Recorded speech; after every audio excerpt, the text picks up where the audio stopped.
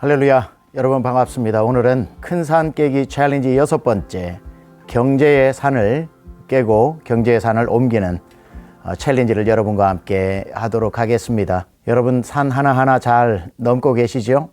우리가 살면서 가장 직접적으로 그리고 가장 우리에게 필요한 것 중에 하나가 물질일 겁니다.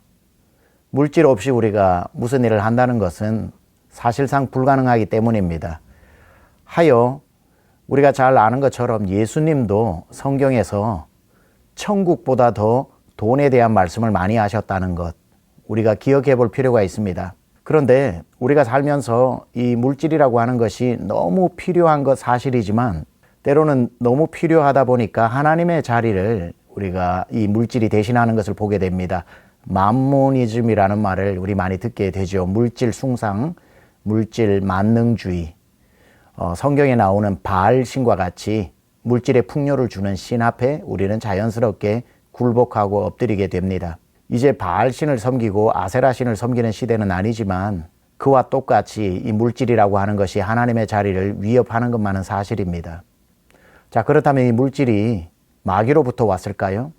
그건 아니죠. 천지 만물은 하나님이 지으셨기 때문에 물질도 하나님의 작품입니다. 그런데 이 물질이라고 하는 이 돈이라고 하는 존재는 중립적이어서 우리가 어떻게 사용하느냐에 따라서 마귀를 기쁘게 하는데 사용될 수도 있고 하나님을 기쁘시게 하는데 사용될 수도 있습니다. 설령 그것이 마귀를 기쁘게 하는 일이 아니라도 나 자신의 생계를 위한 일이라고 할지라도 여전히 우리는 이 물질의 산을 넘어갈 때 조심해야 할 부분들이 있습니다. 예수님께서 분명히 하신 말씀, 너희가 물질과 하나님을 겸하여 섬길 수 없다, 그렇게 말씀하셨기 때문에 어떤 일이 있어도 우리가 이 물질의 부분 때문에 하나님과 멀어지거나 하나님을 원망하거나 하나님께로부터 등을 돌리고 신앙을 떠나는 일이 없어야 할 것입니다. 자, 우리가 숨을 쉬고 살아가는 내내 이 물질이라고 하는 것이 필요하고 슬기롭게 잘 사용만 한다면 선한 청지기처럼 하나님께 크게 칭찬받을 것이고, 이것을 함부로 사용한다면 하나님으로부터 또 큰 책망이 있겠죠. 자, 그 모든 것들을 넘어서서 실제적인 우리 존재와 생계의 문제에 있어서 물질을 잘 사용하고 물질을 잘못 사용하고 이런 말조차도 사치스럽게 들리는, 전혀 내 삶의 생계가 유지가 되지 않고 갑자기 터진 경제의 문제, 은행 통장에 아무것도 남지 않고 빚더미에 놓이게 되는 이런 경제적인 첩첩산중의 문제가 다가올 때 우리는 이 문제를 어떻게 이겨내는가, 또 한 번 이겨낸다고 되는 것이 아니라 또 앞으로 이와 같은 일들이 다른 얼굴을 하고 우리에게 다가올 때 어떻게 적용해서 이 산을 넘어가는가를 우리 오늘 6번째 챌린지로 여러분하고 나누기를 원합니다.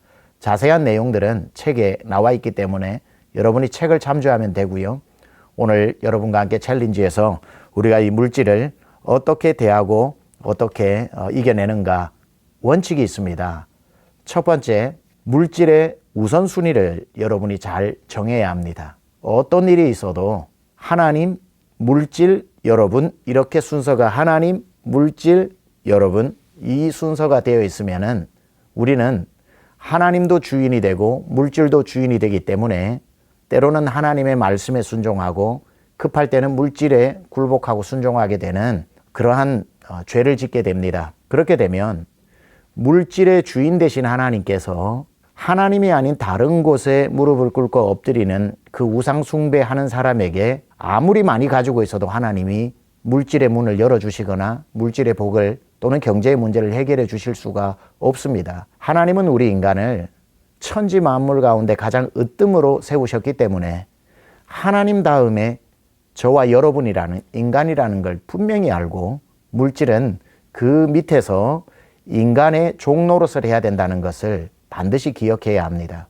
물질이 없어서 근심하고 물질이 있어서 기뻐한다는 것은 물질이 우리의 감정을 컨트롤하는 우리 위에 있다는 뜻입니다. 따라서 물질 때문에 우리의 태도나 생각과 믿음이 좌지우지되는 것은 이미 내 위에 물질이 있고 그 위에 하나님 또는 하나님 위에 물질이 있다는 거기 때문에 우선 하나님이 내게 물질의 은혜와 경제의 문제를 넘어가게 하기 위해서는 하나님과 나 사이에 그 어떤 것도 들어와서는 안 된다는 우선순위를 분명히 정하고 여러분은 물질의 주인이지 물질의 종이 아니기 때문에 일어나는 경제적인 문제로 인해 여러분이 근심하거나 염려에 휩싸이는 것은 하나님을 기쁘시게 하지 못합니다.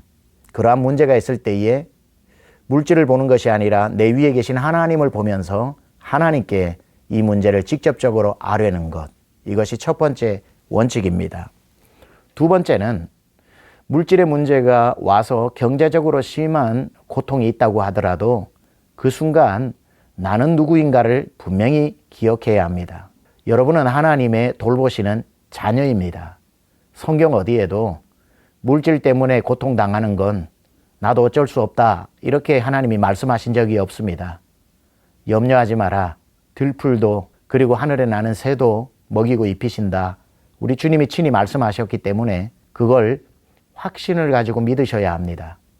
왜냐하면 하나님은 내 아버지시기 때문에 어려울수록 문제가 닥칠수록 하나님에게 나는 누구인가를 분명히 알고 기억하는 것이 중요합니다. 하나님이 자녀를 먹이시지 않고 하나님이 자녀를 돌보시지 않으랴 나는 니레베도 하나님의 자녀다라고 하는 분명한 정체성을 가질 때 여러분에게 다가오는 경제적인 문제를 해결할 수 있는 방법도 서서히 보이게 되는 겁니다. 세 번째 원칙은 여러분이 물질과 경제에 분명한 성경적 원칙을 세워 두는 겁니다. 우리에게 있는 물질은 그 분량에 상관없이 타인을 위한 목, 하나님이 기뻐하시는 일을 위해 사용해야 되는 몫이 반드시 있습니다.